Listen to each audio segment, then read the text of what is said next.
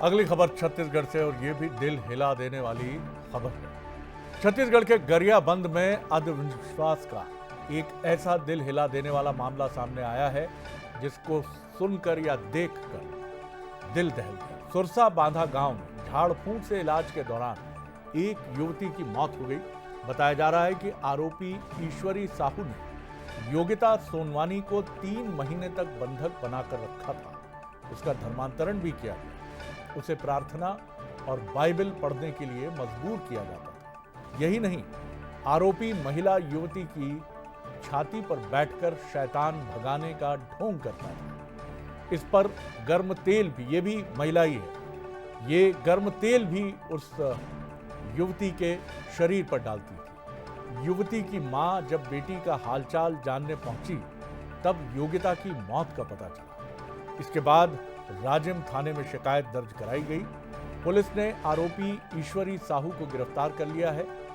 युवती की जिसकी डेथ हुई है उसकी शॉर्ट पीएम रिपोर्ट में कई चौंकाने वाले खुलासे हुए हैं। सीने पर कूदने से युवती की पसली डैमेज हुई है जिसकी वजह से उसे हार्ट अटैक आया। धर्मांतरण की भी एक बहुत ही खौफनाक कहानी और उसी के साथ शैतान भगाने के नाम पर टॉर्चर करना और उसके सीने पर कूदना जिससे उसकी पसली डैमेज हुई और हार्ट अटैक आया। कल अचानक फिर मैं फल वल लेके ले गई हूँ राजिम से कि मोर बेटी खात नहीं है तो खाई।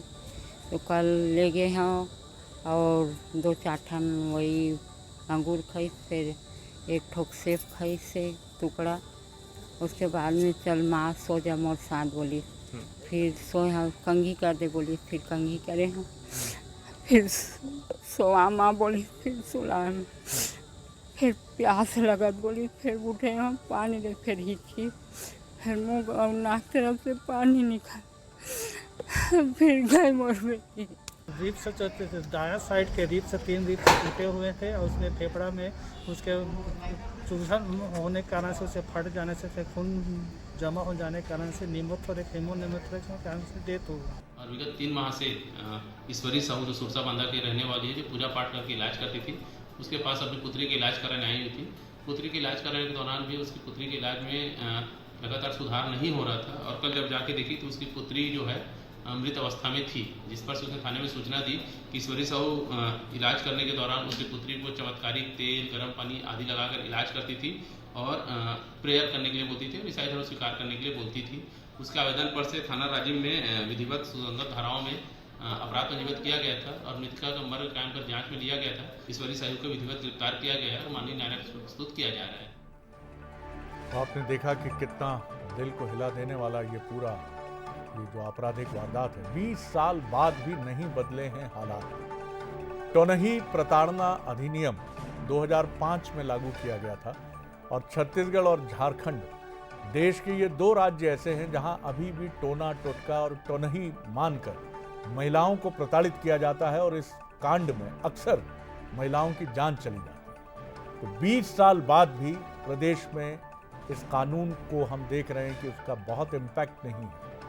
जादू टोना, भूत प्रेत और बाधा जैसी अनहोनी बाधा जैसी कहानियां अभी भी समाज के दिमाग में कहीं ना कहीं अंधविश्वास के रूप पर बैठी हुई है। धर्मांतरण की बात करें तो देश में सबसे ज्यादा मामले छत्तीसगढ़ में होते हैं। हर साल सामने आते हैं करीब 300 मामले धर्मांतरण के कारण।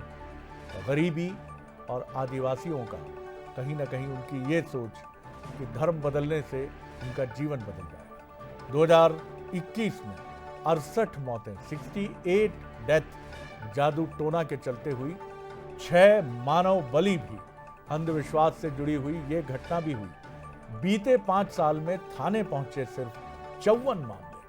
2015-2005 से 17 तक करीब 1350 केस दर्ज हुए। यानी ये भी एक चौंकाने वाली बात है कि मामले भी पुलिस तक नहीं पहुंच रहे।